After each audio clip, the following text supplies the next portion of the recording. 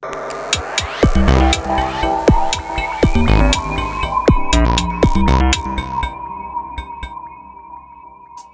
오늘의 정찰 토픽 첫 번째입니다.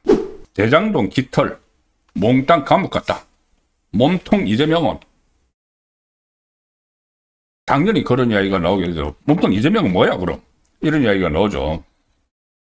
자, 대장동 비리 사건 민간업자 일당이 오늘 1심에서 전원 실형을 선고받고 전원 법정 구속됐습니다. 2021년 10월에 대장동 사건 관련 첫 기소가 이뤄진 지 4년 만에 나온 법원의 첫 판단. 아, 이건 유죄야. 그리고 그때 기억을 하실 겁니다. 이게 대장동 사건이 2021년 10월에 기소가 됐는데 그 전에 처음 불거진 게 민주당 안의 대선 후보 경선 과정에서 나왔죠. 이낙연 캠프에서 처음 문제를 제기를 해서 이재명의 대장동 이것을 시발점으로 이재명은 여러 가지 범죄 혐의들이 속속 드러났죠. 그런데 이걸 가지고 지금 검찰이 윤석열 검찰이 사건을 다 조작했다 이렇게 이야기하죠. 그런데 이때 기소를 한 거는 2021년 문재인 정권의 검찰입니다. 문재인 정권의 검찰이 기소를 해서 지금 4년 동안 재판받은 겁니다. 그런데 이게 무슨 사건 조작이라고 이야기를 하고 이거를 지금 털어내려고 시도를 하고 있는 거죠. 앞뒤가 말이 안 되는 거죠.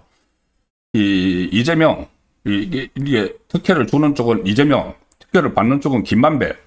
여기 두 사람을 정점으로 하는 초대형 개발 비리 사건입니다. 그리고 이것이 이재명 사법 리스크의 출발점인데, 일단 이 민간업자들 재판 오늘 1심 나온 것하고 이재명이 재판 중단된 거는 같은 내용이지만은 사건은 분리되어 있습니다. 대장동 재판, 민간업자들 따로 받은 것이 오늘 1심 나왔고, 이재명은 대장동, 백현동, 성남FC, 위례신도시, 이 개발 비리 사건 한때 묵혀서 지금 따로 재판을 받다가 중단됐죠. 그런데 어쨌든 같은 사건, 큰 범위로 보면은 같은 공범들입니다. 그 중에서 몸통은 이재명, 남은 사람들은 깃털, 김만배는 좀 몸통 정도 되겠죠. 준몸통 정도. 자, 이 상황인데, 오늘 서울중앙지법 형사 22부 재판장 조형우입니다. 업무상 배임 등 혐의로 기소된 화천대유 대주주 김만배 씨, 그리고 유동규 전 성남도시개발공사 기획본부장, 남욱 변호사, 정민용 변호사, 다 이름 기억나실 겁니다. 그때 녹음 테이프 나오고 무슨 이재명이 저수지, 그분 것, 하천대유 천화동인 1호는 그분 것이다 해서 400 몇십억 저수지에 돈 묻어놨다. 이재명 시장이 그런 이야기도 막 나왔던 그 사람들이죠. 남욱, 정민용, 정영학 회계사. 그러니까 김만배, 유동규, 남욱, 정민용, 정영학 이 5명에 대해서 배임죄가 성립된다고 판단을 하고 유동규 전 본부장에게 징역 8년입니다. 징역 8년에 벌금 4억 원, 추징금 8억 1천만 원. 김만배는 역시 징역 8년, 징역 8년. 어떻게 보면 깃털들이 지금 징역 8년 막 이렇게 받았습니다. 그럼 몸통은 저번에 이 대장동 이 사건하고 다 기소할 때 검찰 기소장에 보면은 다 합하면은 무기징역형을 줄 수 있다고 이재명 기소할 때 그렇게 했죠. 그때 저 구속영장 청구할 때. 그러니까 지금 김만배가 유동규 김만배 징역 8년씩입니다. 그 김만배는 추징금이 428억 원. 그만큼 부당이익을 받았다는 이야기죠. 공사 실무를 맡았던 이 정민용 변호사는 징역 6년에 벌금 38억 원, 추징금 37억 원. 남욱 변호사, 그 다음에 정영학 회계사는 남욱은 징역 4년, 정영학은 5년. 여기에 엄청난 지금 중형을 받은 거죠. 이재명은 지금 쏙 빠지고. 물론 이재명은 이 재판은 아닙니다만은 어쨌든 같은 사건입니다. 이 대장동 일당은 이재명 성남시장이던 시절에 성남시와 유착을 해서 성남도시개발공사의 대장동 개발 사업 이익을 1,830억 원만 배당했다. 그 성남도시개발공사에 배당을 해서 공사에 원래 훨씬 더 많은 액수를 해야 되는데 그것만 배당하고 4,895억 원의 손해를 끼친 혐의 등으로 기소됐죠. 그리고 이 4,895억 원은 결국 이재명 시장의 배임 액수입니다. 근데 이건 따로 재판을 받고 있다가 중단됐죠. 이제 손해를 끼치게 한, 이 사람들이 오늘 그 1심 판결을 받은 건데, 재판부는 이 민간업자들이, 자, 이렇게 오늘 그 판결문에 나왔습니다. 공사 설립과 시장 재선 과정에 기여를 했다. 공사 설립, 그리고 이 사업을 하기 위한 공사 설립과 시장 재선 과정에 개입을 했다. 시장 재선을 하는데 이 사람들이, 업자들이 개입을 했다. 누굽니까? 시장이. 이재명이죠. 이재명 초선하고 재선할 때 개입을 했다. 기여를 하고 금품을 제공하는 등 유착관계를 형성해서 사실상 사업 시행자로 내정되는 특혜를 받았다. 고 판단된다. 특혜를 받았다. 특혜 제공자는 인허가권을 가지고 있는 이재명이죠. 이거 이재명 지금 오늘 판결문 보면은 감 안 올 겁니다. 지금 검찰이 대장동 사업의 최종 결정권자로 지목한 이재명은 이 사건으로 별도 기소가 돼 있죠. 지금 33부 김동연 그 하다가 이제 다른 데로 가버리고 김동연이 시간 질질 끌었죠. 그 상태에서 재판이 중단됐습니다. 그리고 오늘 재판부가 사건 당시 성남시장이었던 이재명의 승인 여부에 대해서는 언급을 하지 않았습니다. 왜냐하면 이것은 따로 재판을 받고 있기 때문이죠. 그렇지만 계속 사건 개요를 언급하는 과정에서 이재명을 계속 거론을 했습니다. 판결문에서. 이 최종 결재권자로 지목돼서 배임 혐의가 적용된 이재명 재판은 다른 곳에서 하다가 취임 정지됐지만은 오늘 이 선고문을 보면은 연루 가능성이 여기저기 걸쳐 있습니다. 이재명. 그런데 이 재판부가 이재명이라는 이름은 적시를 거의 이제 최소화하고 그 대신 이 성남시장 뭐 이런 식으로 지금 표현을 했습니다. 그러면서 재판부가 공공에 갔어야 할 개발 이익이 민간업자에게 배분되는 위험을 초래했다.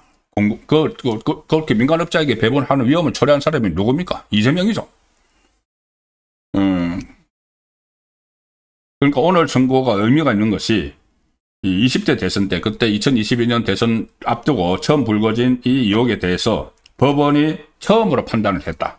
전문으로 판단을 했다. 그래서 이재명이 대장동 개발 당시 최종 결정권자인 성남시장이었던 만큼 대장동 개발 비리가 사실이라면은 이재명이 관여했는지가 초미의 관심인데 일단 개발 비리는 1심에서 사실로 인정이 된 거죠. 4년 동안 재판을 해가지고. 그러면 여기서 이재명이 관여했는지 이 부분은 이 재판부에서 하지 않는 것이죠. 그런데 관여했다 안 했다 이것은 이재명 따로 재판에서 해야 되죠. 그런데 이재명은 그 재판을 중단되어 있습니다. 그럼에도 불구하고 이 판결문에 이재명이 어떤 역할을 했는지가 쭉 나옵니다. 그러면 몸통이 이재명이라는 것을 시사를 하는 거죠. 말씀드린 대로 재판부가 오늘 법정에서 선고를 하면서 가급적 이재명 실명을 언급하지 않는 대신에 수뇌부 이렇게 표현을 씁니다. 성남시의 수뇌부. 이재명이죠. 그 다음에 성남시장 이런 표현으로 연결고리가 있다. 이 대장동 오늘 징역 8년 받고 이 구속된 사람들하고 연결고리가 있다. 이 점을 암시를 했습니다. 유동규에게 이렇게 이야기합니다. 유동규는 대장동 사업 관련 주요 사항 모두를 단독 결정할 수 있는 위치에 있지는 않았다. 성남도시개발공사 본부장인데 단독으로 그것을 결정할 위치에 있지 않았다.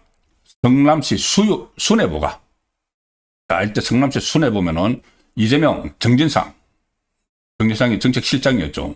이재명, 정진상을 이야기하는 겁니다. 특히 이재명. 성남시 수뇌부가 주요 결정을 하는 데 있어서 민간업자들과 의견을 조율하는 등 중간관리자 역할을 주로 담당했다. 그러니 유동규는 중간관리자였다. 근데 최종 관리자는 그럼 이재명이죠. 근데 이재명이 이 사건의 피고인은 아니기 때문에 이재명 이름을 직접 하지는 않고 수뇌부 성남시장 이렇게 합니다. 그런데 이게 사실상 최종 관리자는 이재명이라는 암시를 한 것이고, 또 유동규에 대해서 오늘 재판부는 공사 설립 준비, 대장동 개발 사업, 그러니까 도시개발공사네요. 그리고 대장동 개발사업 등 이재명의 주요 공약 이행 업무를 유동규가 맡았다. 이재명의 공약 주요 업무를 맡았다. 여기서 근데 이재명이라고 표현을 합니다. 성남시의 주무부서나 공단 이사장을 거치지 않고 유동규가 이재명 또는 정진상에게 직접 보고하는 등 포괄적인 실무 권한을 가지고 있었다. 실무 권한을 가지고 있었다. 실무 권한이 있지 실제적인 최종 권한은 이재명에게 있었고 이재명이 평소에 유동규에게 직접 보고를 받아왔다. 이것을 인정을 했습니다. 그러면은 보고를 받았으면 지시를 하죠. 그럼 이재명이 다 지시했다. 그럼 몸통은 이재명이라는 이야기입니다. 결국. 그동안 이 재판할 때 이재명을 그때 5번 정인으로 소환을 했죠. 그런데 그때 5번 전부 다 불출석해서 벌금 내고 막 그랬습니다. 이재명. 이 재판에 그러니까 집권하기 전에 이 정인으로도 5번 불출석해서 그때 논란이 됐죠.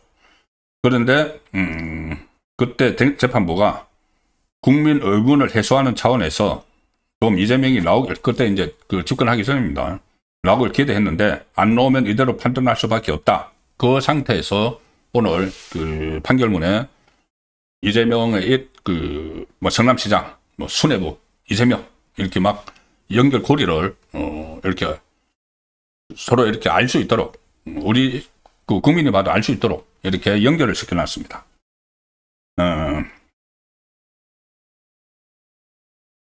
법조계에서는 지금 오늘 이 사건이 그러니까 이 판결이 나오는 것과 이거 미리 예정된 판결이죠. 최근 민주당이 이재명 재판 중지법 그리고 배임죄 폐지를 추진하는 것이 무관하지 않다. 이게 이제 선고가 나오면은 이재명을 왜 재판 안 하느냐 이런 이제 여론이 일어날 거니까 아예 재판 중지법을 지금 이게 계속 건들고 있고 배임죄 폐지 지금 배임죄로 오늘 이재명이 지금 2억에 기소가 되어 있죠. 5천억이 넘는 배임죄. 그리고 재판부가 오늘 주문을 읽은 후에 이례적으로 입장을 내놨습니다. 뭐냐 하면은 민주당이 추진하는 배임죄 폐지. 그런데 오늘 배임죄로 전부 다 선고를 한 거죠.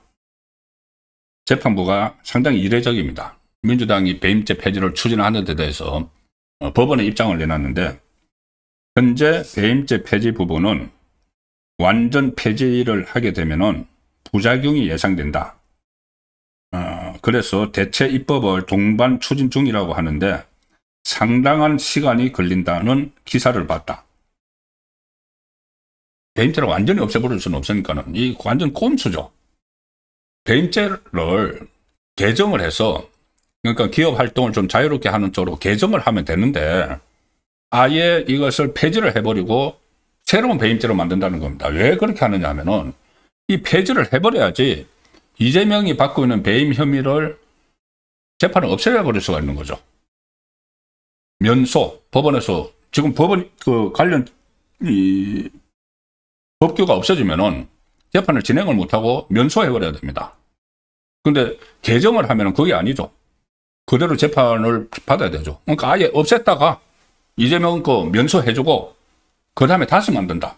이게 없으면 안 되는 법이니까. 이게 천하의 꼼수죠. 이걸 지금 하고 있다는 겁니다. 그 법원이 그걸 지적을 하는 겁니다. 그런데 상당한 시간이 걸린다. 넌 기사를 봤다. 우리도 기사를 봤다. 그런데 배임죄가 있는 한 법원은 실정법에 따라 형을 선고한다. 자, 배임죄 아직은 있어. 아직 없어지지 않았어. 그러면은 법원은 실정법에 따라서 당연히 형을 선고한다.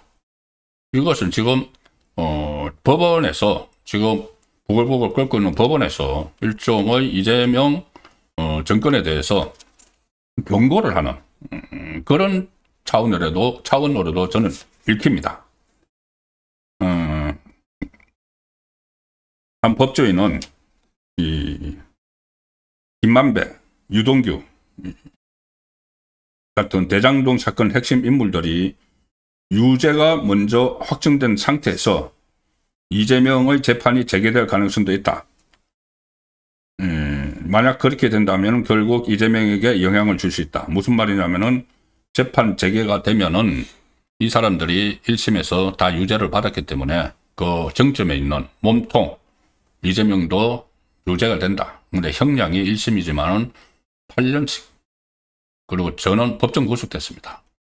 그러면 이재명도 재판이 계속되면은 언제라도 언제든지 지금 임기를 하고 있는 중에도 그렇고 정말 이거 다 재판 없애고 난장판을 만들어 가지고 임기를 뭐 마친다고 해도 그때 재판 받아야죠. 아니 하나 그때까지 간다고 해도 그러면은 오늘 이 김만배를 비롯해서 대장동 일당의 이 유죄 판결, 중형 판결이 이재명에게도 그대로 적용이 된다는 이야기입니다.